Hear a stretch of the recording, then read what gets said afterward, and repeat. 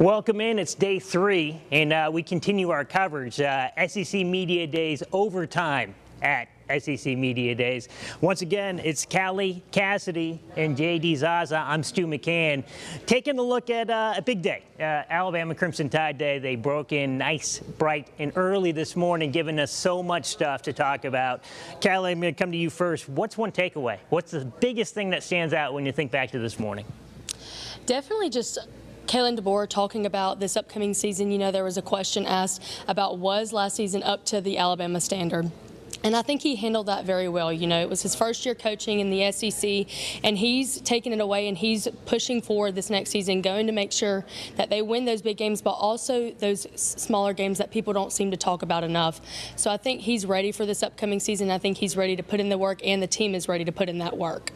I think it's something also, because I agree, that was actually number 1 in my notes here on my phone, about that, what Kalen DeBoer said about we didn't do it. We didn't live up to the Alabama standard that was set by a bunch of teams and people before. And last year, it was funny, I was having a conversation with Chase Goodbread of the Tuscaloosa News, and he said, it's weird because we're sitting there at SEC Media Days last year. It was Kalen DeBoer's first year. He's taken over for the iconic Nick Saban, and who's in the back of the room when he's sitting there talking to the media for the first time as the head coach? It's Nick Saban. So this time, I got a sense that he's a lot more comfortable. It was a different Kalen DeBoer. Not that he was uncomfortable last year, but this is his team. He's not just comfortable in the role. He's comfortable with the team that he's put together.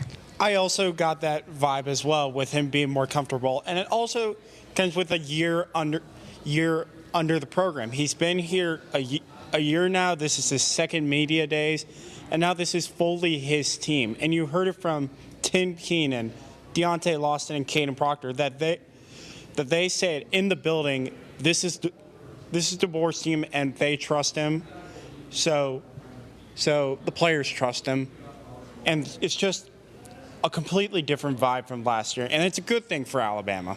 It is a really good thing for Alabama, and I think it's also they're comfortable, and they can actually talk about the stuff that when we ask them question, it's not a no comment or something like that. They knew coming in they were going to get a question about the Florida State quarterback.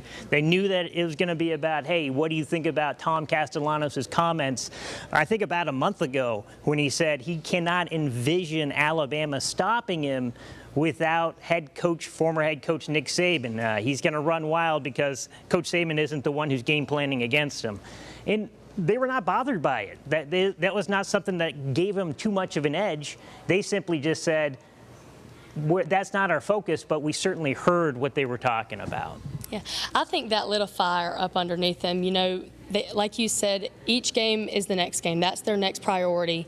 And, of course, the next game is this FSU game. And so I think they're ready to come in and say, hey, Nick Saban was a great part of our team, but we're without him now, and we're still going to be that Alabama standard. And we're still going to win these big games, and we can still push through for this season. I like the fact also that they acknowledge the fact that I know that in particular, it was Deontay Lawson who said, I definitely heard it. You have players in the past who would say, like, I stay off social media. I don't bother with social media because, you know, everybody in the locker room is talking about that. Mm-hmm. They may not want to make that the true focus, but I think it's actually good. It's a reveal that it's like we heard. We know exactly who that is, and we know exactly what he said, too. They know exactly what's going on. I mean, there's a couple of Alabama players that are on social media, and we live in a social media world, so yeah, they definitely heard it. And today they talked about it a little bit, but you could tell that it's 1-0 every day, but the first 1-0 is Florida State. So they're all fired. You got the feeling today that they're all fired up, and they just can't wait to get the doke and eventually play the game and maybe shut them up. Well, yeah. I mean, again, Deontay Lawson stopped short of calling it motivation, but he has heard it. They've all heard it. It's what they're talking about in the locker room. I would think if I was in the locker room, I would be surprised if they were not talking about that. From the Florida State quarterback to Alabama's quarterback, no more certainty on that position. They didn't have anybody. Kalen DeBoer said once again that if we played games today, it would be Ty Simpson taking those first snaps at least. But one thing I did they went into a little bit more depth about the quarterbacks and about what they bring. They're all in the running, I guess you could say. But one takeaway I had was Ty Simpson throws a very catchable ball. That was a narrative, catchable ball. Yeah, I think that's just Ty's way of saying he's been in, he hasn't been the starter, but he's been in SEC play for years now. And so I think Kalen's kind of seeing that determination, that, play that he can come into a game, he can step in, and he's had the practice. He's had being behind Jalen Milroe, being behind all these other quarterbacks. So he's seen what needs to happen, and he's ready, if they give him that starter position, he's ready to go on FSU game. I think one thing also that a couple years ago it became crystal clear when Jalen Milroe and Ty Simpson and the former Notre Dame quarterback, who I'm forgetting, Tyler Buchner came in. It's not just the talent. It's not just who can play the position, but who's got the locker room. It was very clear at that point who had the locker room. And hearing Deontay Lawson talk about Ty Simpson today, again, not saying it's going to be Ty Simpson, but the respect for Ty being there and waiting his turn and sticking around, where it's not – quarterback is not a wait your turn position. There's one quarterback on the field. It's very difficult to sit there and say, I'm just going to wait around for my spot, because just one guy is going to get that spot. And I think that shows a lot of respect. I think the locker room thinks that really means something for him to be patient and not just say, I'm going to go somewhere else and start. And you said, Stu, that and we live in an era now with the transfer portal where you see quarterbacks maybe stay a year at one school and then go to another, and then so on and so forth. But Ty Simpson, even in this era, decided, no, I'm going to stay. Even with Alabama grabbing Keelan Russell out of this last recruiting cycle, Ty wasn't flustered. He was like, I'm going to go win this job at Alabama. And what we heard today from the locker room, so I believe he probably will be the starter, but we'll just have to wait and see. We will have to wait and see. Again, August 30th is the first game, Florida State at Tallahassee. Two big questions I know I had coming into the day. I had the first question, which was the quarterback. The second question I think we all talked about was the pass rush. They were not the only questions, but two names that Kalen DeBoer said, I expect these two guys to be the top pass rushing threats on the team this season, unequivocally, LT Overton and Quay Russaw. I'm not surprised to hear those names. Those would be probably two of the top candidates I would have picked coming into the day, too. Yeah, me as well, absolutely. And I think that just goes to show that this Alabama team, from what we've heard from all the players, is something special. Caden Proctor even talked about that those two guys were coming in, they were going to get the job done if they had to, and that this team is something special, and they're not playing just for a playoff. They're playing for the national championship title this year. My favorite stat of the day, JD, I think I've talked to you about this, so you're not going to be surprised. These are conversations we have before this starts the overtime period. Quay Russaw, according to Deontay Lawson, 240 pounds, running 22 miles per hour. That, to me, I cannot athletic outlier when it comes to a guy who can do that at his size. And I think that's going to be something that really plays out this season. Alabama has so many players that you just look and go, that's either a really fast dude or really big dude. Quay Russaw is the perfect fit for edge rusher with the fast speed to get around those tackles and be that next edge rusher with the likes of Will Anderson and all the Alabama former edge rushers. He could have a major impact this year for the Crimson Tide. And the talent is there. Like, the talent, I think, was even there last season. When I was looking at the numbers and the specifics, I was surprised to see that they were tied for 13th in sacks last season. That it didn't seem like that was going to be lining up, but it was 25 sacks last season. Expect that number to go way up. They talked about that. That's going to be a narrative, and that's something that they are driven to improve upon. I know Tim Keenan talked about it, and I know Deontay Lawson talked about it as well. All right, so one player, again, I keep going back to Deontay Lawson. This time it was Tim Keenan, an under-the-radar performer that he said has just emerged and somebody he expects to contribute big time this season. Edric Hill, the defensive lineman, going into his third year, but even Tim Keenan, who's going into his fifth college season, said that's somebody that he is looking to and looking up to in awe when he sees the fluidity and sees the way that Edric Hill plays. JD, I'm going to go to you first. An under-the-radar performer. Who's a pick for somebody on the team? I've got Dejon Lee, the freshman cornerback coming in from California. Everyone in the defensive back room, when you talk about it, talks about Bray Hubbard, Keon Sabb, Domani Jackson, Xavier Brown.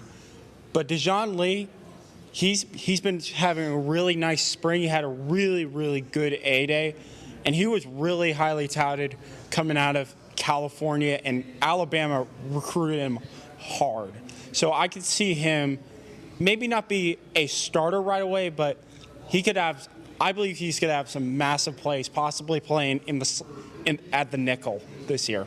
It feels like somebody who maybe could be in the role of Jalen Mbakwe. Now that Jalen Mbakwe is on the offense, but a true freshman last year that really emerged and became one of those consistent guys about 1 month into the season or so. All right, Callie. An under-the-radar performer.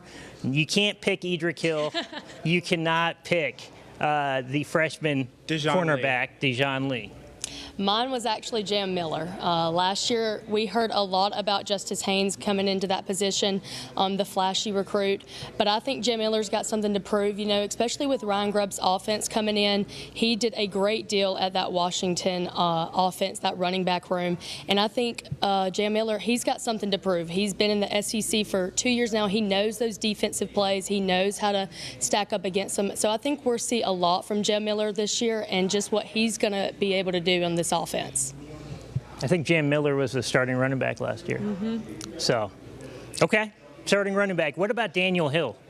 Yeah, I think he's going to be amazing as well. He's got a lot to prove, but I picked Jam because I know we heard a lot about Haynes last year, especially with the recruit, and I know he was starting, but we haven't heard much coming from him this coming spring practice, so I just wanted to include him and make sure that he was coming into that position this season. No, I 100% agree, and I think it is something that I think Jam Miller being looked at as the big dog in that running back room, that is a difference. I think it changed from last year, because even if he was a starter, because he was the guy with the most experience coming back, I think a lot of people last season, I know I was saying Justice Haynes is going to be the guy, the three-down back who could come out of the backfield on those passing downs and things like that. Daniel Hill was my pick. That's the one I was going to go with, because I was going to sit there and listen to what the new offensive coordinator was talking about throughout all of spring practice. Ryan Grubb talked about Daniel Hill. And then you look at the depth chart and see who is there on the depth chart. You have Jam Miller.